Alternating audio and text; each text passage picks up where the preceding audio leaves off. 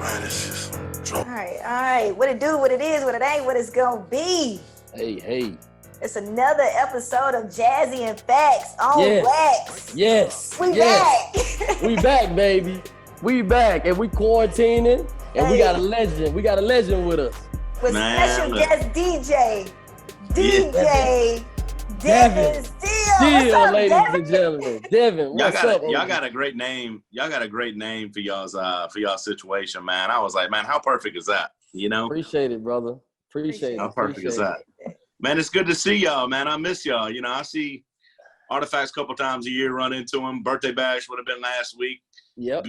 Gonna miss out on BET, gonna miss out on everything, and then Jazzy. All the award shows, Jazz, you've been low key, man. I'm missing the social aspect of what we do. You know what I mean? Yeah, I think we all are. I do think we all are. But it's ways that we can check up on each other. So I was like, we got to make this happen somehow. We gotta make this happen. I need to see my people. Everybody don't know, this is the legendary Devin Steel, a guy I looked up to from Memphis. You know what I'm saying? It's a few DJs who definitely I hold at my top. Devin, you definitely one. I don't think I've ever told you that, but I'm giving you your flowers right now, my brother. You know what I'm saying? You, Stan Bill, Squeaky, Devin's from Memphis, always holding it down in Memphis. You can ask any DJ across the world about Devin Steel. Devin name's good in these streets. He's good in these streets. His name whole weight. You know what? I appreciate that. That's kind of one of those things, and I just had the same conversation with somebody a couple weeks ago, and it's just, I think your reputation is very important in this business. It supersedes social media and fake it till you make it, and cars and money. And I've tried. I started DJing at a very early age. I got in radio at an early age, but I've built a lot of relationships with people who were higher ups now, whether at record labels or whatever situation it is. Kind of coming from the same place. And I really appreciate that. That means a lot. And I think the world of both y'all, but it's like your reputation is really all you have in a lot of situations. I'm also one of those people where, I consider myself, I try to be a very humble, person, but if I ask for something, I don't ask for a lot, but if I ask, you know what I mean? Like, I expect not to be told no. You know what I mean? So I try to put myself in that category, but I appreciate that because you two specifically are two people that, I watched in college when y'all were in college and, taking situations even from mixtapes or going on the road and networking and knowing how to handle yourself. A lot of people blow it when they have that opportunity. I mean, it's just, honestly what it is, but a lot of people handle themselves professionally and use it. And Jazzy and I talk, professionally about radio and DJing and trying to finagle certain things and put yourself in those kinds of situations. And I really miss her. Her being on K97 on mixed weekends was really cool. We got to get her back. We got to get her back, Devin. And filling in. But it's just, everything goes through a cycle. So, for you guys to have me on, I really appreciate that. That means a lot. I don't take that lightly, so I appreciate it. Man, we thank you. We thank you for taking the time out and hanging out with us. And when as I was thinking about some questions and stuff, I'm like, man, Devin just always so humble and has always showed me love. I mean, as a younger DJ, you know what I'm saying? And Jazzy, I'm sure, you want to say some things. I never forget when I first met Devin. I think it was the All White affair when we first officially met, because we been chopping it up over a couple of years, just from mixed weekends, emailing wise, but just, being in Memphis at a young age, hearing him on the radio, and then, working with him, it was like, damn, I work with Devin Steel. So to be able to tell my mama that, my family that, they like, yeah, you work with Devin Steel, you famous. I'm like, nah, I ain't famous.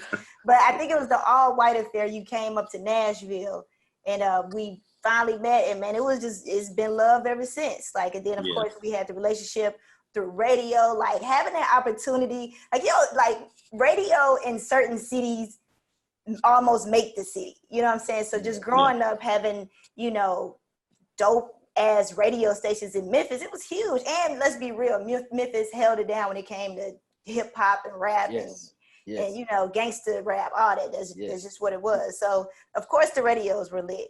And it's funny you say that. You know, Memphis is a lot of people that come for radio or have a history in radio, and people that understand the music business, especially when it comes to, you know, when it comes to hip hop, when it comes to R&B, even when it comes to, you know, to early radio, urban radio days. Memphis has a huge cross section, and Memphis has great radio stations. A lot of people don't realize that until you go somewhere else, and maybe you can't put your finger on really what's going on, but like it's a very authentic radio city. Like there are people on there, like I used to call Stan on three-way with girls when I was in 8th grade. You know what I'm saying? Wow, yeah. Like, and now I'm his boss and I work down the hallway. Like to me, like I work with my radio heroes. Like I work with Bobby OJ and Bill Johnson. Yes. I work in the same, you know, when I started working for Clear Channel then, which is iHeart now, you know, I worked on Union Avenue. I worked with Rufus Thomas, you know what I mean? Like all these legendary people, B.B. King and WDIA. And I don't, you know, one thing that I don't take that for granted. Like Memphis is very. How old were you when you first got into radio, and were you okay? So let's start. You went to UT Martin. Were you? Right. And I know you played football, right? Right. And so were you DJing parties then, and you kind of. So I was DJing parties in high school. There are people that still party with me, been partying with me since high school. Like I was DJing parties when I was 16, 17 years old at Studio G, at Kappa League parties when Kappa League was new. There were a couple other things like Gents, Dukes, like high school fraternity parties at you know, at different places and rental facilities. I mean, I saw somebody about a year ago, the first party I ever DJ'd was her Sweet 16 party. Like I DJ'd when I was a teenager, a lot of different places, and still have a lot of those relationships. When I was borrowing my mama's car to like go take equipment and have mixed match turntables, you know what I mean? And that kind of thing. So it's, I started DJing when I was in high school, even though I played, you know, 5 sports. I was very much like very into sports, but I was also always into the time. Like DJing itself is a lot to play 5 other sports. Like, well, I mean, I was always into music. I was a hip hop head. Like I was really into music, you know, 88, 89. So I have an older brother, Colin, who's 4 years older than me, almost 5. So we've always been musically inclined. My mother has a master's. My mother died 15 years ago, but she had a master's in music. She taught piano, and we've always been musically inclined, all of us. So my brother played several instruments, so did I. But we've always had all kinds of music in the house. You know, everything from, you know, I always, you know, say that, you know, during the week it was my mom playing, you know, Stevie Wonder and Al Green in Chicago, and then on the weekend we go to my dad's house and he'd be playing Muddy Waters and Rolling Stones and Lee Scratch Perry and old dub and reggae and stuff. You know, this is like in the 80s, in the early 80s. So I was exposed to a lot. But so these guys from New York actually taught my brother how to DJ when he was a teenager. And I just wanted to be like my brother. Like we would go buy records at Peaches or at Pop Tunes, and I would just buy records to buy records. He went away to college, and I kind of picked it up and was like, man, I could go make $75, $100 here DJing parties. Plus, it was cool. Like all the girls were there. It was like a social thing, and it was kind of cool. And you know, it was just one of those really lucky blessing things when I went to college, kind of to jump ahead. I played football at UT Martin, but have you always been Devin Steel? Was that your first DJ name? No. I was DJ Corruption before that. Corruption. Corruption. So, you know, one of the things, like when I met Howard Q, he was like, man, you gotta. Oh, shout out to Howard Q, man. Yeah. Shout out to Howard Q. You got to change your name, something more marketable. And I started thinking about like that. You know, here I am, the skinny white kid with the big curly hair back then. You know what I mean? I was like, I got to change my name. So when I go in a boardroom or go up here at the communications department, I don't look like a fool saying my name's DJ Corruption. So I changed it to Devin Steel, and Steel for turntables. And I liked, and somehow, it was like the romance novelist, the Danielle Steele. And I saw it and I was like, oh, that'd be cool just to keep the Devin and put Steel on the end of it and use it. So make a long story short, I started doing college radio. I had a show at UT Martin on Thursday nights. Even when I was playing football, I still did parties, and it on campus and around, that whole area. And it was just really interesting. But we did a 4-hour radio show on WETM on 90.3. Me and this guy who was a Q, shout out to Joseph Harris. He got me interested in radio, and we used to have everybody come up there and promote all the Greek parties. We promote everything going on in Memphis for Classic Weekend. I'd play all the new records, and I'd have like and this is like 90, 92, 94 through about 97. I did that. So I kind of got my foot in the door. Music was good. Yeah. So I would get, I would have record reps send me vinyl to UT Martin. I mean, I would get all the Uptown, all the MCA stuff. It'd be a new Mary J. Blige remix, or all the stuff that was going on. But early on then, I realized that you have to get out and you have to network. Like we would drive to Impact. We would go to Gavin and, network with other college radio DJs and mixers. And me and one of my friends, Jason, I didn't even have a car back then. Like, we would get in his car. It wasn't even no hip hop stations, like nowhere near UT Martin. Yeah. And we would just get in the car and ride and go to like all these different conferences, and network and talk to people. And I met so many people then that I still have great relationships with. So it's just kind of I kind of finagled that into, getting a job when I graduated, which was kind of dope. So, that's kind of the quick version. So K97 was your first job? No, I worked for Hot when Hot first came on the air. I graduated spring 97. Hot 107 came on about a month before I graduated, and everybody was like, man, you got to put your application in, see what's going on. I was one of the first jocks they hired, me, RJ Groove, and D-Rock. And, I stayed there for about 3-4 years. Very interesting, being on a radio station that was independently owned in the heyday of hip hop. It was also consulted by Steve Smith, who consulted the original Hot 97 in New York when Ed Lover and Dre did mornings. Yeah. So like I had a direct link to all these different big market radio stations just by working at that radio station, being 22, 23 years old, that understood how important it is to have, people that understand the culture, people that are understand DJ culture, people that are locked into the clubs, people that hand out flyers. And back then, we'd show up on a corner and say we're at the corner of Winchester and Mendenhall with 400 T-shirts, and people would show up and go crazy just for us to give away T-shirts. So it was a very interesting time. So that was my first gig in radio straight out of college. I was really lucky to be able to find a job. I mean, it's so hard to find a job out of college these days. Radio's changed so much, but it was really a situation where you have a lot of resources, but you have a lot of tools, but not a lot of resources, and trying to make things work with being a smaller radio station in the city. So that actually taught me a lot of how to use those certain things to get, to get where I needed to be. So in those times, man, I know the club scene was crazy in Memphis. And I remember being so young and I wanted to go to this one place so bad. I was too young. Denim & Diamond. Yeah. D&D. And I know you was in there. And how old were you around? How old were you around this time? I know it was going crazy around this time. So Denim & Diamonds had like almost an 8-year run. Denim & Diamonds heyday.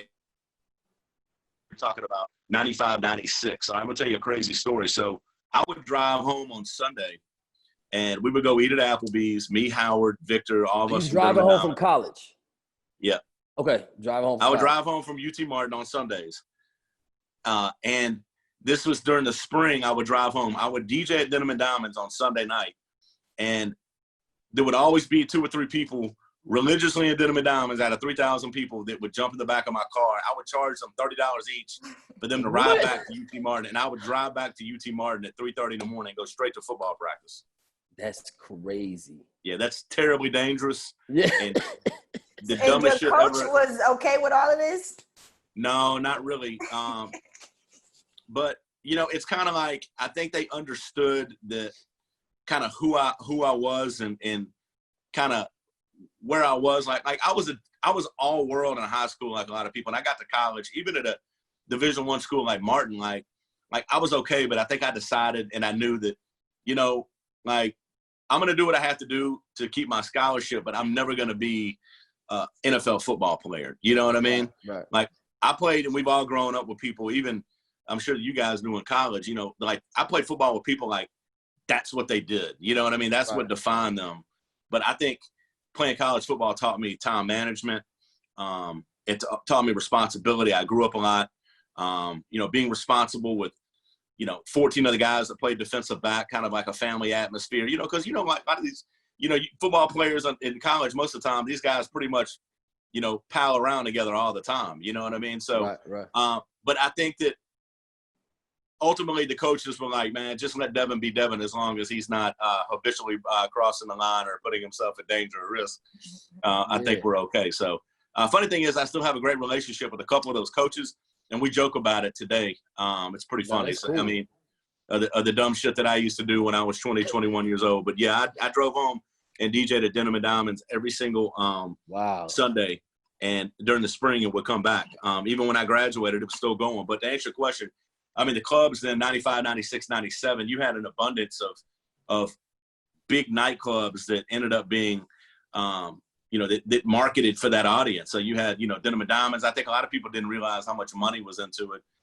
Then you had 616. We did the Urban Thursdays, which was our reggae night on Thursday night, which was kind of my baby. We did that. So, I mean, it was a very different time. And the other thing is, you know, the fraternity, the DJ fraternity it's gotten very big. Like, you buy a laptop, you know somebody does graphics, and you have a hard drive that you've gotten 400 records from somebody, like, you're a DJ now. You know, then, like, I spent a lot of money and a lot of time ordering vinyl every single week from New York. Speaking of that, what was your first DJ equipment?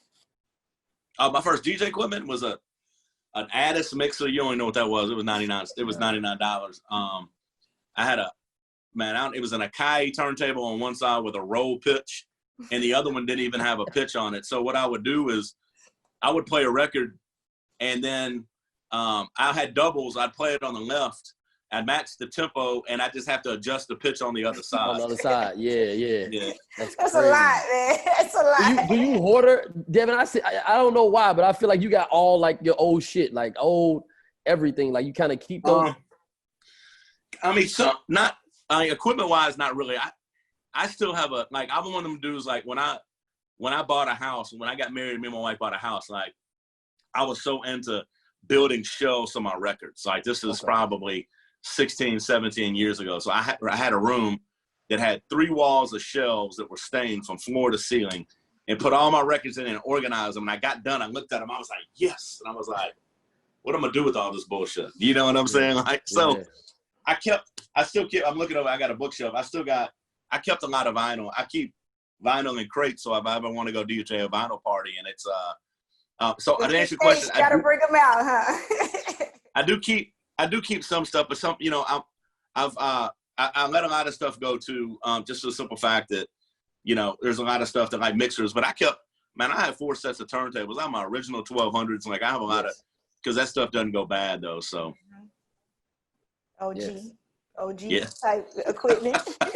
What was like the artists around that time? Of course, you had, you know, Fly, Skinny Pimp, like, what artists in Memphis around that time, like, was kind of on the come up, and you took pride in, like, knowing, like, I know this person is up next, like, I feel it, and then they blow, or was it 3-6? Was it?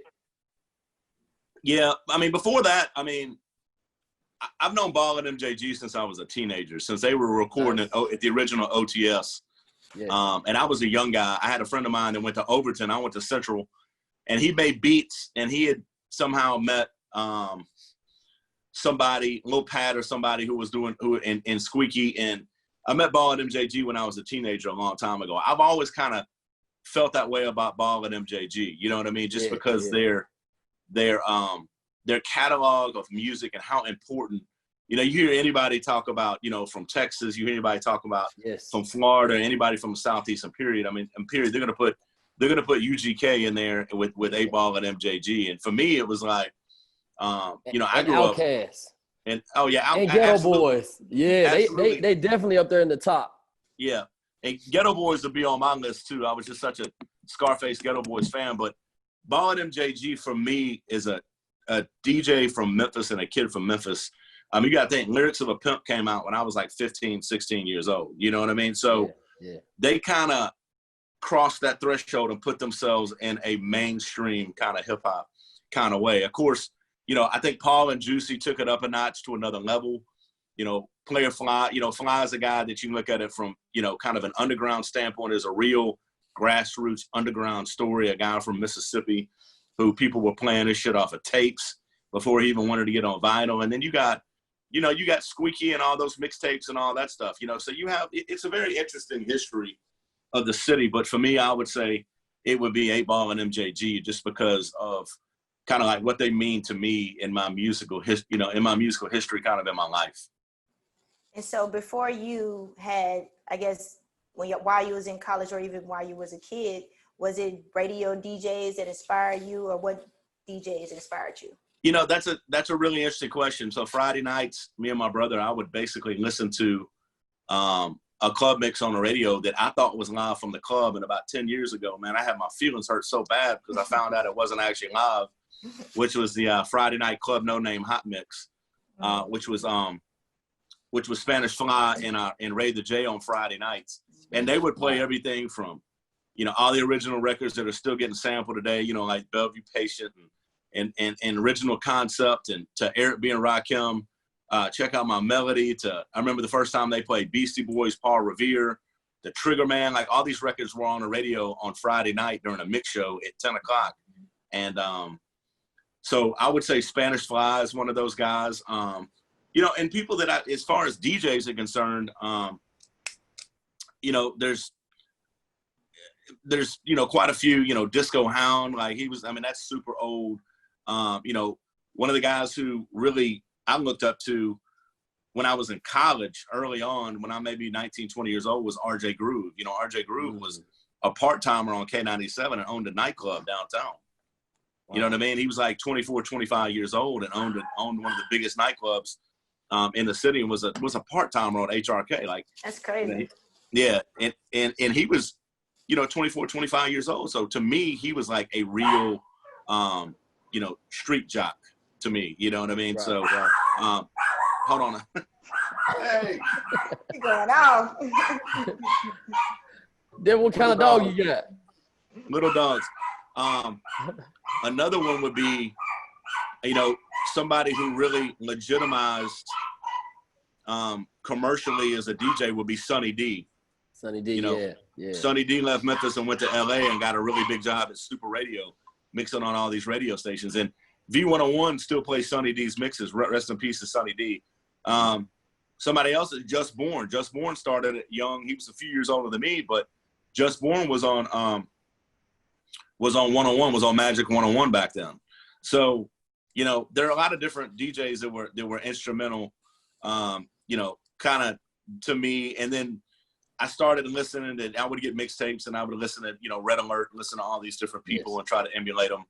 And that's when, mixtapes were on cassettes and that kind of thing though. So, everybody has, all DJs have a little bit of other DJs in their DNA, depending on who they look up to and who they listen to. So, yeah, I remember when I first moved to Atlanta and I got a chance to see Red Alert live, and it was at this place called Sound Table. So if you know, Atlanta is super small. Yeah. And a lot of people didn't know. I think it was more DJs in there to watch him than anything else. And I just think the average person is just kind of going about their day. And it's like, do y'all know who this is? Like right now? Like, so shout out to all the pioneers. I want to kind of switch over and talk about like some of the younger Memphis artists right now. Who are you listening to right now? Who do you think is up next, or that's definitely putting on for the city? It's kind of tough. Like, I like the path that a lot of these guys have taken and kind of doing it on their own. Like, I tell people all the time, like, don't hustle backwards. Like, we have so many tools nowadays. Like, if you're legitimate, radio's going to play you in some way, form, or fashion, because we get the information and we get the data.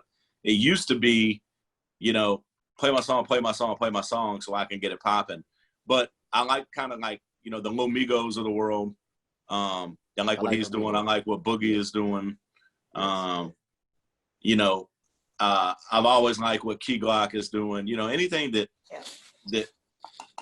but there's a lot of other artists that are kind of coming up out there that, you really don't realize, what kind of imprint that they have. But I watch, and I used to. I like Deuce. Deuce's energy is amazing. It is. Yeah. And he's like the number one like dancing person that everybody using on their like GIFs and videos. Yeah. So. Yeah. And I like Deuce. I think what he did is I think it's different. I think it stands out. You know, the thing is like I'm very hard on Memphis artists, and I tell people all the time, like, I think getting a cosign from QC, and I think that's great. You know, I think they see something in him, and I think that vision, but you know, you still have to support your hometown in some way. You have to do something for your hometown. You still have to support. You know what I mean? So, but like, you know, Memphis is such a hotbed, man. We got so much going on in the city, and people are looking for what's next. You know, like, no, go ahead. No, go ahead. No, I was just gonna say how like the sound and growing up in Memphis, and I think Memphis is a very unique city, and I've been blessed to be able to travel a lot and tap into different cultures and different people. And there's no place like Memphis. Nope. There's no place like Memphis. And when in my age, you know, I go around and I talk to certain people, even living in Atlanta, which is the South, you know, you can talk to somebody my age and you can ask them about, you know, if you decide to play Johnny Taylor or somebody that we heard, you know, from our parents, which is very necessary at all the functions, all the barbecues, and all the, you know, whatever, from him to David Ruffin that's in our DNA, right? So we can hear certain things of songs that's being played and hear samples, and especially if you're DJs that's coming out of Memphis, or if you're an artist, you know, you may hear a sample from at the cookout that, you know, you've been listening to this song since you were a kid, and you loop that sample, and that's a part of but the average ear wouldn't know. You know, I just think, you know, there's other places like New Orleans with jazz, right? I just think blues and jazz, of course, is the foundation to all of this shit. So, you know, it's no place like Memphis, man. You know, a lot of that comes from our music, was kind of talking about it, our musical backgrounds in the city. Memphis is one of those magical cities like New Orleans where everybody here has between 2 and 3 degrees of separation between somebody in your family that was, you know, that is a musician, that was a studio musician, or knows somebody who, you know, it's crazy. Like my dad worked at the original WLOK back in the day. And, you know, he had, you know, some dealings with Stax back in the day. And, you know, it's just interesting of how many people are connected to certain situations and really don't realize it. I mean, there's so many, you know, there's so much old soul in Memphis. You know, it's probably one of the most sampled cities. You talking to my friend David Porter, man. It's just such a wealth of knowledge. I love what he's doing in Memphis too. Man, David Porter's such a wealth of knowledge, and the records that have been sampled from him and just from Stax and High Records and Sam and Dave, and man, it blows my mind when I hear something that David Porter did, and I'm like, man, he was like, man, we did a lot of drugs back then, man. It's just, you know, but you know, Memphis is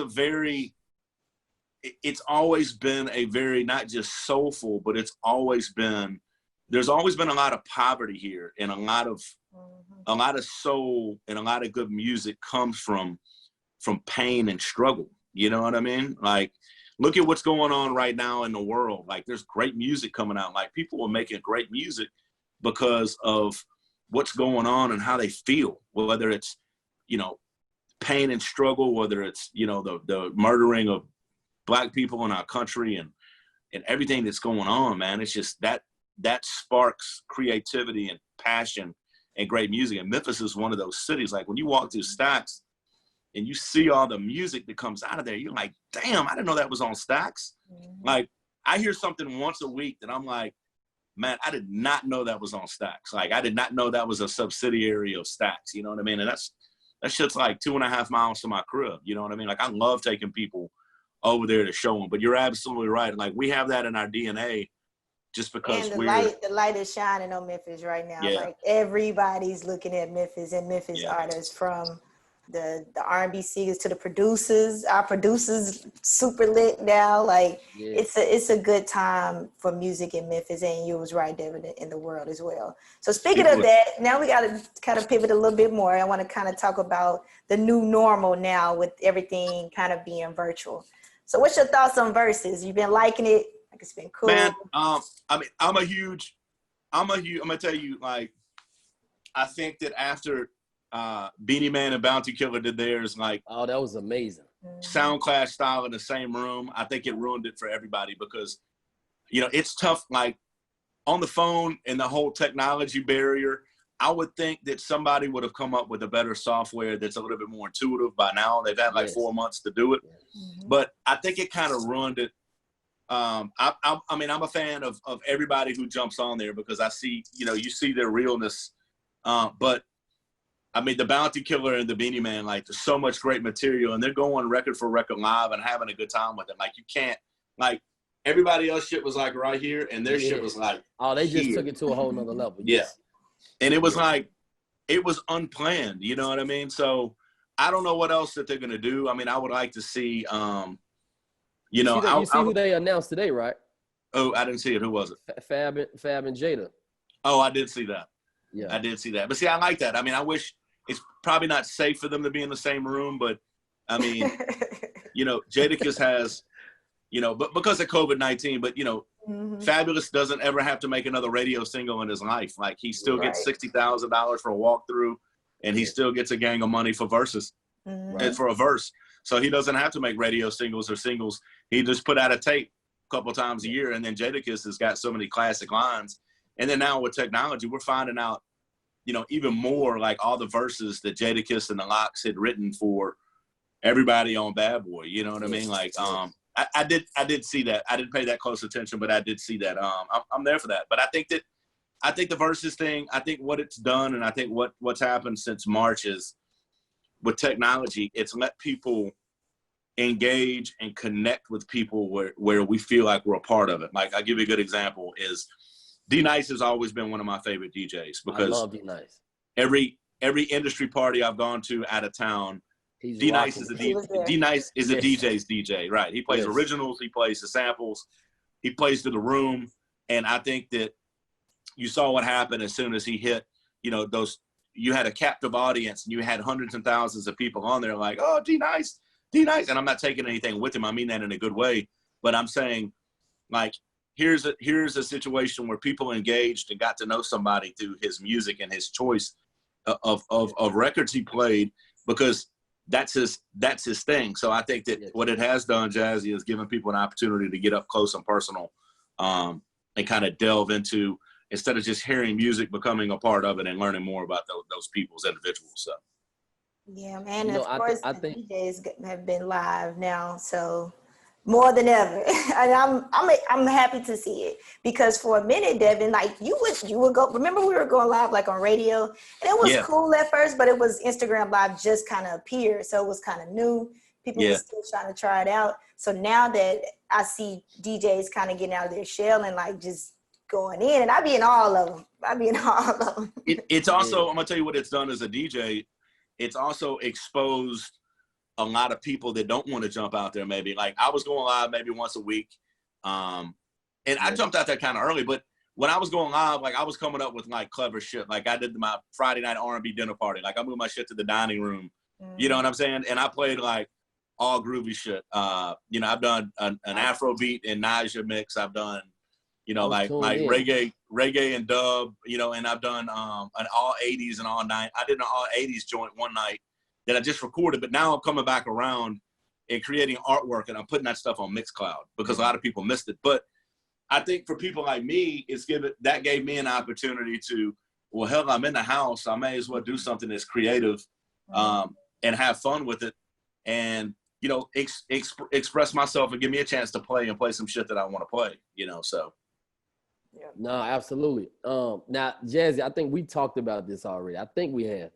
But a lot of people was upset about the 3-6 Mafia and the Bone Thug situation.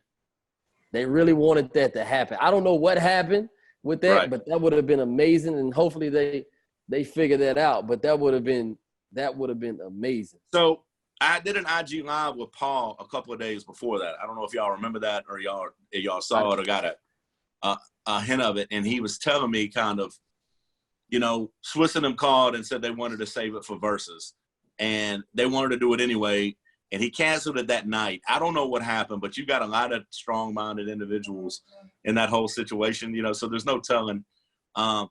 I just think that, to me, Paul and Juicy J should battle Beats by the Pound, or you know, KLC and Beats by the Pound. It's got to be some, or it's got to be something. Man, that would have been the Manny Fresh matchup right there, though. You know what I'm saying? So I don't know. Nobody will know, Devin. Nobody will ever know, probably later, years later. But we wanted that. Like, everybody, everybody wanted that. That was one of the most talked about ones. Absolutely. 3-6 Mafia has a big catalog. Mm-hmm. Bone Thugs and Harmony have about 8 big records. You know what I mean? But, I mean, it's just like you were saying a minute ago, like, so many people are going back and sampling 3-6, and like the record that Dolph did, that Juicy did for him, like they're recycling shit from 25 years ago. I'm not mad at them. Yeah. You know what I mean? But it's the same drum sounds and a lot of the same samples. It's just a lot of people, it wasn't exposed. Nobody heard it. Now everybody jumps on it and acts like, goes goo goo gaga on it. You know what I mean? So. And it started with I got to give it to the Tay Keiths and all these young producers that's from Memphis, and them recreating the sound and kind of just bringing that life back into Memphis, you know, whether it's directly with these younger artists that you just mentioned, or indirectly with ASAP Mob and, you know, them doing their samples of 3-6 or whatever, using them big drums and everything. So I'm happy for it, man. Definitely. Yeah, Tay Keith has been on fire, man. What he's done for the city has been incredible. It's just a good example of how, you know, quickly things can change your life. You know what I mean? Like, no, absolutely. I wanna real quick, I wanna go back to the quarantine thing, because we kind of move real fast, but I wanted to ask you a question. And you have what, 3 kids or 4? Got 4 kids. Yeah, 4 kids. Okay. So with all this stuff that's going on, like, how I don't have any kids, and Jazzy, you can also answer this question. You have a daughter. But how did y'all, like, have that conversation with your kids? Like, you know, when they because they can't avoid George Floyd, right? It's so big that how do you sit down and explain that to them, you know, during these times right now? Because you already stuck in the house. You're not talking to your friends. Then this happens. The kid they got Ahmad, right? Right. He happened first, and then, you know, Floyd. So, like, what's that conversation like, especially with your son? Man, you know, my kids I have 3 daughters. My daughters are 22, 17, 13, and my son is 8. So I have 1 in college, 1 in high school, 1 in middle school, 1 in elementary school. So, you know, the interesting thing is, you know, it's, you know, I've been married almost 19 years. I'm married to a Black woman, obviously. You know, we've seen a lot of racism, you know, in our lives. And it's always been, you know, living in the South, being from the South, you know, raising, you know, kids that are Black. Like, my son is Black, you know what I mean? So it's like, my wife and I have had that conversation with him, kind of explaining what's going on, why people are protesting, you know, the difference between right and wrong. And it's a real conversation, because, you know, it's just like, as he gets older, you know, I've got to tell him the same conversation that, you know, you're from a very well-grounded family that, you know, is look, man, you know, you have to know the difference between right and wrong, but you also have to be, you know, make sure that you come home if you're with your friends going to a football game or a basketball game, because everybody's not your friend, and everybody's not, you know, some people are obviously looking for trouble. And, you know, we went on vacation about a month ago, and I had my older girls ride with me, and we had a great conversation about race and in the country, just kind of hearing them. You know, one of them, you know, my oldest daughter, Kennedy, she's a senior at University of Memphis, and kind of having that conversation. And, you know, one of the things that, you know, they're old enough now to understand is, you know, I've made, you know, I feel like I didn't have to make a newsflash to, you know, support who I am and what I do. But look, man, I've made a living, and I've made a nice career off of Black culture. You know what I mean? Like, Black people have supported me, Black people have embraced me.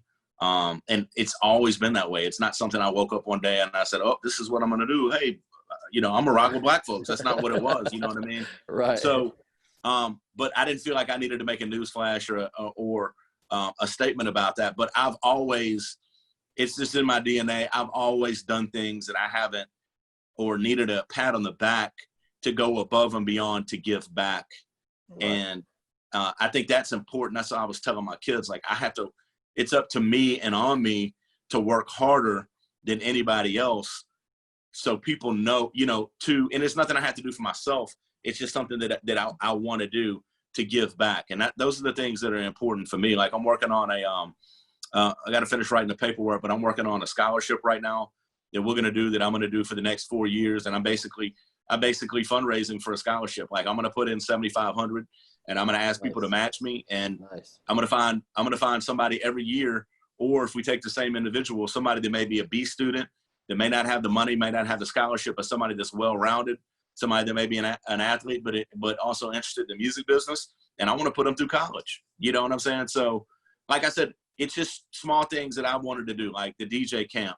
We scholarship kids into the DJ camp when I do that every year, because it's just something that I want to do. And I talk to my wife about it all the time, and I always have, not just since, this has been going on forever. Like, it's not the elephant in the room anymore. It's not going away. Like, this is what life is. But it's also important for me to call people on the carpet when you see something wrong or somebody says something. I think I'm in a position of power where when somebody says some shit that is racist, you got to call them. You got to call them on the carpet for it. Be like, that's fucked up, right?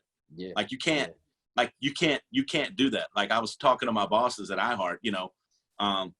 Traditionally that company, and they've done better with diversity, with a lot of things that they've done here recently. But here's Memphis. We have 7 radio stations. I mean, the breadwinners are the 4 urban radio stations, 4 of the biggest radio stations in the city. Like, you've got to work extra hard to make sure that you're giving back to the community in a city that's 65% Black, and where Black people pay your bills. You know what I mean? Like, and you have to be cognizant of that and do what you're supposed to do. If you're not, you are a cultural vulture. You know what I'm saying? Yeah. Yeah. And so that's kind of like the conversation, and we talk about it all the time. Like, it's very hard. Like, I was trying to get my wife to do my podcast with me, but she won't. I mean, I could, there are things that me and my wife talk about this. Like, as much as I understand that I think I understand, and I know Black people, like, I'm not Black. So I can only feel a certain way. Like, right. I can't feel the way my wife feels. So she's incredibly passionate about certain things, whether it's the leadership in our country or police brutality, or her father, going, things that he's been through, just like you guys, I'm sure, in your parents, and things that they've lived through. Like, I can't feel that way because my mother and father never went through that. You know what I mean? Like, because I'm not Black, and it's just the reality of the situation. So it's a lot of, I still learn, and I still have to, to soak it in too, through my wife as well too, though. So it's been a very interesting year. It's been a very interesting quarantine. During COVID-19, there's a lot of, there's a lot of changes going on in the country, and I think I'm glad that a lot of people are stepping up, and I'm trying to do my part. So. Yeah, for me, Mumu, she told me about George Floyd. Wow. So, she did. So she's, it's the summertime, so she's with her dad for the summer. And then when school come back, she'll come back with me. So I called her and just, I was like, I think it's time. I just want to know, kind of, open up the conversation and just to see what's going on. So I started the conversation. I'm like, Tamaya, there's a lot of stuff going on, and I kind of want to have a serious conversation about it. So I gave her, I was like, a situation happened with a Black man in Minneapolis, and she said, "Ma, stop. Are you talking about George Floyd?" And I was like, yeah. Mumu got that big personality. Yes, an unarmed Black man was shot by the cops, Mom. Yes, we don't like the police right now. And I was like, right. You are right. Well, what else do you know? So, but I still kind of, it helped that knowing that she was already somewhat of aware. So but we had a nice, conversation, and it even got to the point she was like, "So what should I do? If I get stopped, I'm playing in the front yard and I get stopped by a police officer." Right. So I was like, "Oh man, it's a real talk." So, I just had to explain. I was like, "Well, what do you think you should do?" She was like, "Well, if I'm in my front yard, I should say, 'This is my house, officer. My parents are inside. Do I need to go get them?'" Right. I was like, Okay. That's a good answer. So she's an 8 years old, going on 9, but she's pretty smart, and I have conversations with her like that often. So I'm not I talk to her like I talk to an adult, like I don't baby her with spoil her in talks. I spoil her, but not in talk. But so it was an interesting conversation that needed to be had, and it helps knowing that your kid is somewhat aware of what's going on, for sure. Yeah.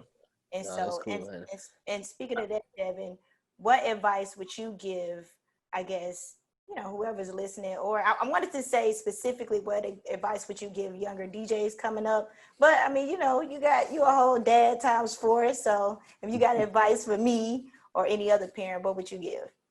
I tell people all the time, like, one thing I did a really bad job of is it's very hard to balance when you have a career and then you have a DJ life and you have a family. Like, there's a lot of things that I did miss out on that I've always tried. I've run myself crazy or raggedy through the years trying to be, everything to a lot of different people, where I think it took me a while. And a lot of it is just, getting older and maturing or understanding, like, what, maybe I do need to slow down and, try to do other things, because if not, you're going to look up and life's going to be gone for $500 on Saturday night. You know what I mean? Mm-hmm. Like, money is great, but at the end of the day, it's not, it's not the say all end all. So I tell people all the time, like, try to find that balance. You've heard the hot button and the hot topic over the last couple of years, even more than ever, about, mental health. Like these companies and this shit will drive you absolutely insane if you let them. Like, you got to take a break. You got to disconnect. You got to turn your phone off for 3-4 days.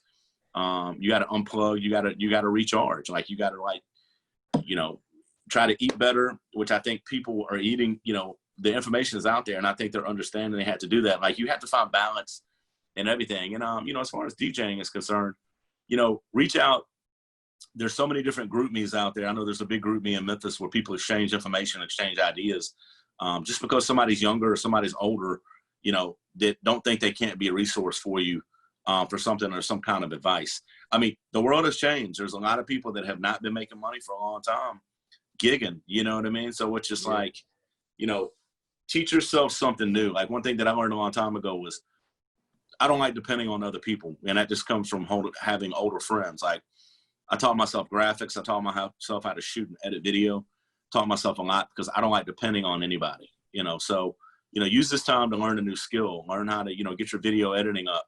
Go through your hard drive, make a backup, reorganize your music. Yes. Just don't sit stagnant, because the world's changed. When people open back up, and a lot of these places are 50, 75%, they're not going to pay a DJ 100% of what they were paying before, because they're not able to make all their money at the bar because they can't let everybody in. Memphis is talking about going back to phase 1, which means it's back to takeout and call in. So the thing is you have to be able to work with people and understand, the situation and circumstance, because even with a lot of these artists, man, we're running out of weekends for people to do these shows. And I don't know what they're going to do with all this deposit money, man.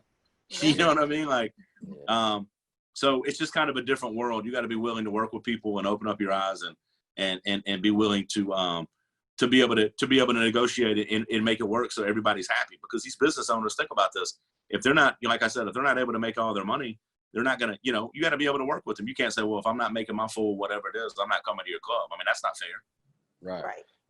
So Memphis, you said Memphis plan on going back to phase 1? Man, they're trying to get Memphis to go back to phase 1. I mean, we've had a jump.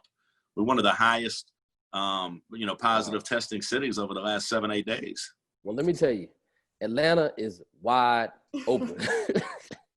Yeah. No, listen, Atlanta, Georgia, my friend, is listen, all the clubs, all the restaurants, all the no mask. See, and like, I'm in LA right now, it's like you can't go anywhere without wearing a mask. Yeah. You go in a gas station, if you walk in a gas station, you don't have a mask on, and like you have to go get a mask. So the mask may be the new norm. I don't know. But whatever it is, like you said, we definitely have to get our immune system up, and find some balance in our life. Sweat it out. Yeah, find some balance, man. So what's next for you, Devin, in this virtual world or this world period? What's going on? What's next for you? You know what? I mean, from a radio station and a management perspective, like, you know, they're trying to open the office back up next week, which is a good thing. I mean, you know, business is just so different. Like, you know, I'm doing a lot of Zoom calls and Teams meetings. And Devin, what's your role? What's your role? I'm the acronym is the VPP. I'm the Vice President of Programming for Memphis for our cluster here. Okay. I've had, you know, see, I thought you were the PD. No, so I have that. I'm basically the operations manager for our cluster in Memphis, and still program K97 to do afternoon drives. So it's just, you know, life is different. We're trying to figure out different ways. You know, people are advertising. They're back on the radio because, I mean, they have to be on to let people know that they're open. You know, Memphis is, not to be too technical, but man, or delve too far into it, but Memphis was the #1 radio retention station. Market. I saw that. I was about to bring that up. Yeah. Which just because of distribution and logistics in Memphis with FedEx, and like Memphis never really shut down. So, you know, the retention for radio usage was the highest of anybody in the country, which is a good news because people were starting their day a little bit later because of social distancing and staggering and that kind of thing. So as opposed to people being in the car at 7:15, people may be in the car at 8:30. So, you know, you have to be able to call an audible to change these things and you know, realistically know how people are living their life, their day to day. So, you know, that's, you know, I'm very interested in that. And, you know, management is always, you know, something new every day. You know, I don't know, man. I don't know what's next. You know, I've done afternoon drive since forever on the radio, you know what I mean? And it's, you know, like I said, I don't know, man, you know, the sky's the limit. But I never, you know, I don't know what my, you know, I could be getting ready for my Kobe, you know, rest in peace to Kobe Bryant, but you know, his phase that he was going into was incredible.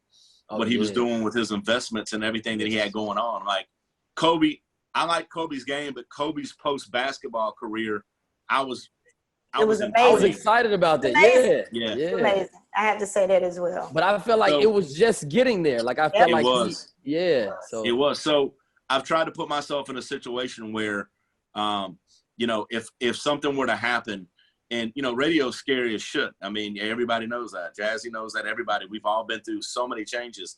That if something were to happen, if I walked out the door tomorrow or something happened, how can I pick up the pieces and how I could continue? So, like I said, you know, I network my butt off. You know what I mean? Like, I'm from the city. I'm blessed to be able to have a career and work and live in the city where I grew up. But at the same time, like, you know, I really don't know. Like, I don't want to be that 55-year-old guy on the radio. I really don't. You know what I mean? Like, and I don't know what that job is going to look like in 2-3 years. It could be totally different. Like, I think there's an opportunity for people like us to do multiple platforms at the same time, whether it's digital, whether it's on air, whether it's content online, whether it's social, whatever it is. So I don't think that people like the three of us, I don't think our job exists right now at the current moment. Right. And just with, I would say, one thing about, you know, with radio and not having, I guess, that platform no more, you always got your name.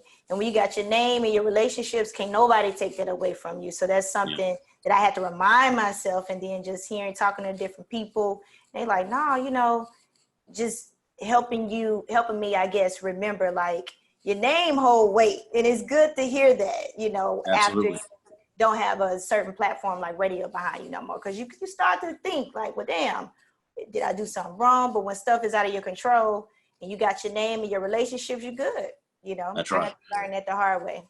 And there's a lot more out there than, you know, we've done this platform, you know, for such a long time, and it's so important for us. You know, it's hard to think about, you know, what I would do if I didn't do that. But, you know, the reality is, you know, there are other things that hopefully I could do. And the thing is, you don't have to move your life to do them. You can do them all from your laptop. You can do them all virtually from a camera, do whatever you need to do. So, you know, I don't know, man. I can't write that chapter yet. You know, that book's like this thick, but I think I got this much more to go because I don't know what that looks like. I really don't. I want to think that whatever that my career takes me, that job title doesn't even exist yet, because I think that I have that much more of a skill set to be able to bring to the table. So I don't know, man. I don't think none of us know. Devin, real quick, give me one of your like one of your most favorite or most memorable moments from Summer Jam. Man, a Summer Jam moment. Golly. You know, I'm gonna tell you one of the years at Mud Island. I was talking. I don't know. I had an interview that I did, an IG Live I did with Trey Songz a couple weeks ago. Okay. And he remembered this, and this is when Trey was super hot, and Plies had an incredible spring and summer, and Plies was not gonna be the second runner-up to being on the to being the headliner. Headliner.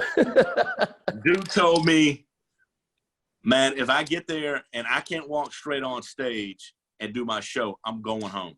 Like, if I'm not the headliner, I'm not gonna do it. Yeah. So he showed up, and they pulled to the back of Mud Island, and Trey's on stage.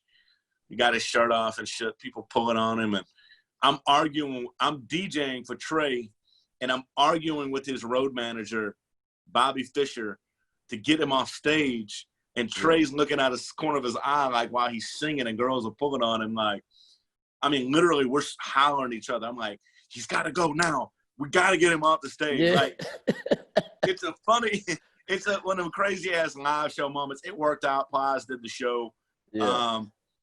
Another one of my favorite Summer Jam moments was the Summer Jam we had. We were going to cancel it because of Katrina.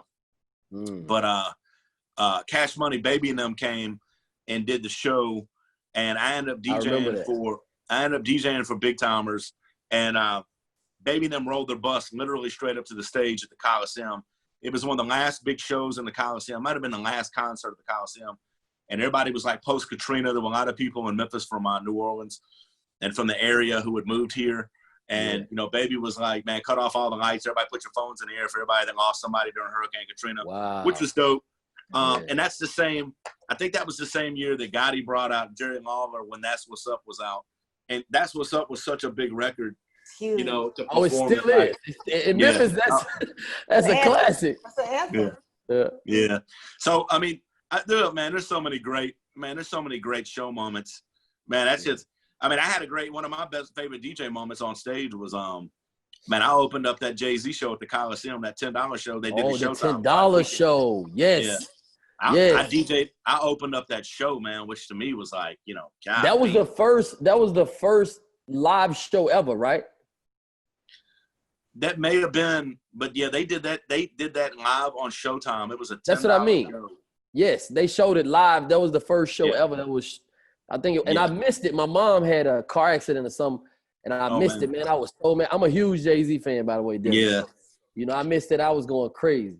That was a real hip hop moment though. So I've got a lot of great hip hop moments. I've really been blessed to be around a lot of incredible people and have a lot of great conversations with people. And like I said, have these relationships, and you know, it's the smallest things that you remember that make you who you are. You know what I mean? Well, people don't really realize that they're a part of that.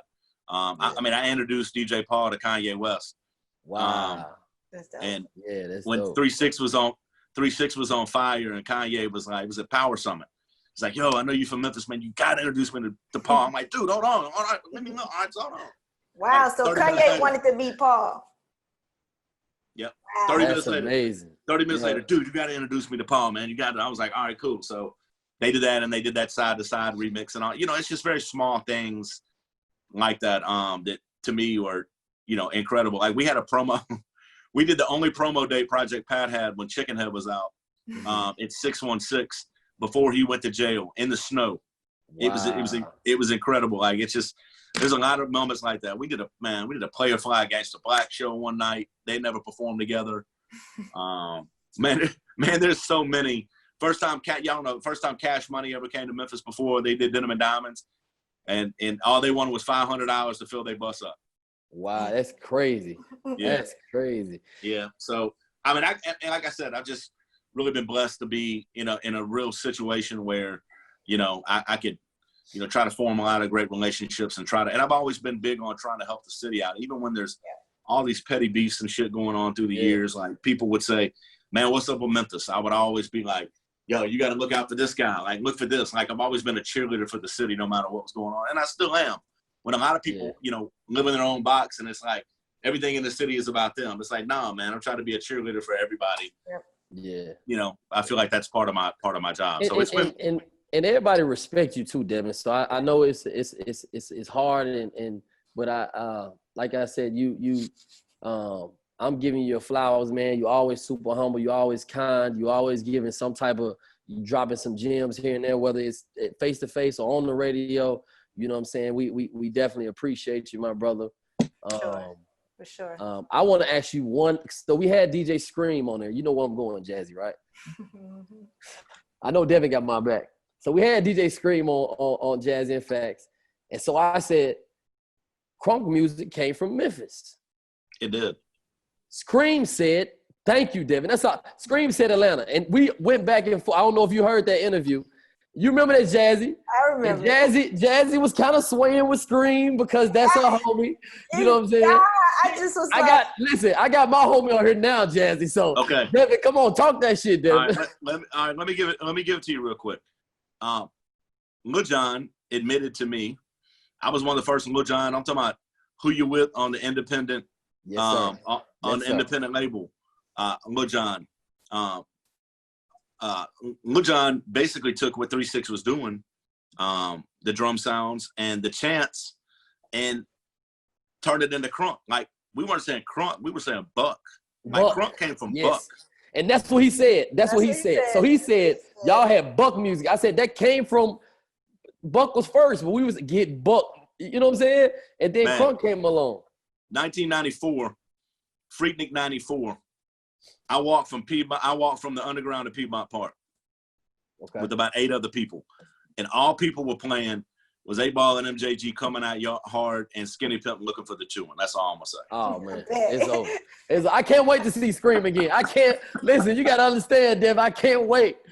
Well, my brother, That's such an appropriate song, Looking for the Chewing and Freaknik. It's so appropriate. Right.